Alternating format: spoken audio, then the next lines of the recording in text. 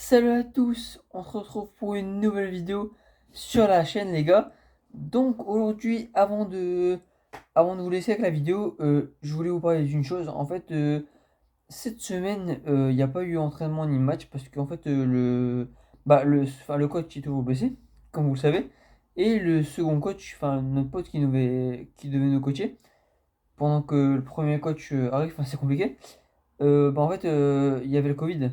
Donc du coup, cette semaine, on n'a pas eu d'entraînement ni match, donc du coup tout est reporté à la semaine prochaine. Et du coup, vu que normalement le dimanche, c'est justement normalement le dimanche, comme on avait dit, on vous met justement les vidéos du match et entraînement. Et donc du coup, comme on n'a pas pu faire de vidéo, donc du coup, je vous mets cette vidéo-là. Et donc du coup, normalement, je dis bien normalement, il y aura, il me semble qu'on a un match la semaine prochaine, donc du coup, du dimanche prochain il y aura bien une vidéo en entraînement et match. Donc voilà, donc je voulais juste vous prévenir par rapport à ça. Enfin, et puis après, aussi avec l'équipe, on avait pensé à. Enfin, plutôt avec Louis, on avait pensé à soit faire un live ou trouver une vidéo. Mais je voulais vraiment pas vous laisser en mettant rien, quoi. Ça aurait été dommage, quoi. Donc, c'est pour ça que je vous mets quand même une petite vidéo, enfin, pour dire d'en sortir une, et puis voilà. Donc du coup, je vais vous laisser avec la vidéo. Bonne vidéo à tous. N'hésitez pas à vous abonner, à commenter, à partager et à liker, ça fera plaisir. Ciao. Alors donc, on va maintenant passer à la vidéo, bien sûr. Donc du coup, on va parler de l'équipe Totti, FIFA 22, bien sûr, qui est sortie du coup, parce que là, je vous tourne la vidéo du samedi et du coup, elle est sortie du vendredi, bien sûr. Donc du coup, je vous laisse vous en parler un peu. Donc en fait, cette équipe Totti, elle était basée sur un vote, justement par le public et par les fans du jeu FIFA 22. Tout le monde pouvait voter. Et en fait, cette équipe a été basée sur 80 joueurs. Euh, 80 joueurs du monde entier. Donc il y a eu 7 gardiens, 25 défenseurs, 25 milieux de terrain et 22 attaquants, donc ce qui fait bien 80 joueurs. Donc du coup, cette équipe, euh, avant que je vous l'annonce, bien sûr, on va en parler parce que il y a des trucs que moi je suis pas d'accord. Je vais vous donner mon avis et vous n'hésitez pas aussi dans les commentaires à me donner votre avis. Alors du coup, je vais vous annoncer tout de suite ces 11, ces 11 de l'équipe de l'année, bien sûr. Donc, du coup, en gardien, c'est bien sûr. Enfin, bien sûr. Non, je recherche un mot, c'est Donnarumma, voilà. Le gardien du PSG. Ensuite, il y a, en fait, l'équipe de l'année. Et comme dispositif, c'est le 4 ouais, 4-3-3. Donc, en gardien, Donnarumma, le gardien du PSG. Ensuite, il y a les deux défenseurs centraux sont Ruben Dias de Manchester City. Accompagné de Marquinhos, le défenseur du PSG. Latéral gauche, c'est Joao Cancelo, le latéral de Manchester City. Ensuite, latéral droit, Hakimi, latéral, latéral droit du PSG. Au milieu de terrain, les trois milieux de terrain sont Kevin De Bruyne, le milieu de terrain de City, Jorginho, celui de Chelsea, et Kanté, le joueur également de Chelsea. Et l'attaque,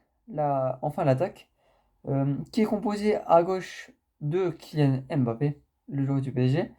À droite, attaquant droit, Léo Messi. Et en buteur, Robert Lewandowski. Donc voilà. Donc, comme vous pouvez le voir dès là, il y a beaucoup d'absents, bien sûr. Mais bon, à faire une équipe, à seulement choisir 11 joueurs sur 80, c'est vraiment compliqué parce qu'on peut faire plein d'équipes. Il y a plein de joueurs qui manquent. Mais c'est vrai que sur 80 jours, c'est quand même compliqué. Donc moi, en gardien, franchement, j'aurais pas mis. Enfin, je pense qu'il y a quelques gardiens qui méritent mieux quand même que Donnarumma. En plus, il était déjà vainqueur du Ballon d'Or, sachant que. Enfin, il y a beaucoup de sceptiques par rapport à ce gardien, même s'il a fait une très très bonne saison. Mais moi, franchement, j'aurais plus vu Edouard Mendy, franchement. à sa saison avec Chelsea, j'aurais pu Edouard Mendy. En plus, enfin, et aussi, enfin, là, il est pas dans les 7 gardiens, mais j'aurais vu Alisson aussi, mais c'est vrai qu'Alisson, oui, c'est vrai que il a fait une moins bonne saison que Mendy, mais il reste toujours très bon. Donc, ouais, franchement, j'aurais mis Edouard Mendy en premier, Donnarumma en deuxième et Alisson en troisième. Euh, Ensuite, les deux défenseurs centraux, donc Marquinhos et Ruben Dias. Donc Ruben Dias, je suis d'accord parce que c'est un excellent défenseur, en plus il est jeune. Et voilà, il a été transféré à City, il me semble, cette saison, début de saison, donc c'est un excellent joueur, donc je suis d'accord. Après, Marquinhos, je trouve qu'il y a des meilleurs joueurs que lui, comme Ramos, comme Van Dijk, hein. Mais bon, Van Dijk, je pense pas il ait été choisi parce que vu qu'il s'est blessé cette saison, pardon, donc je pense c'est à cause de ça qu'il n'a pas été pris, mais je pense que sinon il aurait été pris, c'est sûr. Après Ramos aussi, je pense pas qu'il ait été pris parce qu'il n'y a pas. Bah, déjà le début de saison, c'était compliqué parce qu'il s'est blessé. Il n'a pas joué tout de suite au PSG, donc voilà, je pense que il n'y aurait pas eu ces blessures. Je pense que ces deux joueurs, deux défenseurs auraient été choisis, mais bon, malheureusement il y a enfin eu deux autres, mais ouais, Jazz, je suis d'accord. Marquinhos pour remplacer les deux, on va dire que ouais, je suis à moitié d'accord, mais enfin, je trouve pas que c'est le meilleur, mais bon, ça reste quand même un très bon défenseur également, donc je pense qu'il le mérite aussi. Ensuite, latéral gauche, Cancelo. Bah, Joao Cancelo, enfin, ouais, je suis d'accord, hein, parce que en plus, c'est un très bon latéral, c'est un très bon offensif aussi.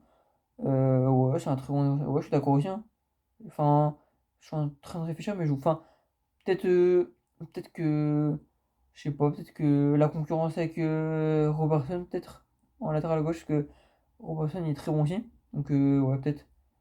Ouais, j'aurais peut-être hésité entre Marquinhos, entre Cancelo et entre Cancelo et Robertson, peut-être.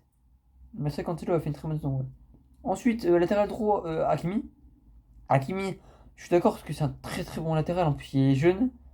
Voilà, il est très très bon, donc je suis assez d'accord avec ce choix. Mais et en deuxième position, enfin, j'aurais hésité aussi avec un joueur de Liverpool, c'est Alexander Arnold. Donc voilà, parce que ce joueur-là aussi, hein, c'est un très bon latéral. En plus, depuis le début de saison, il fait un très bon début de saison.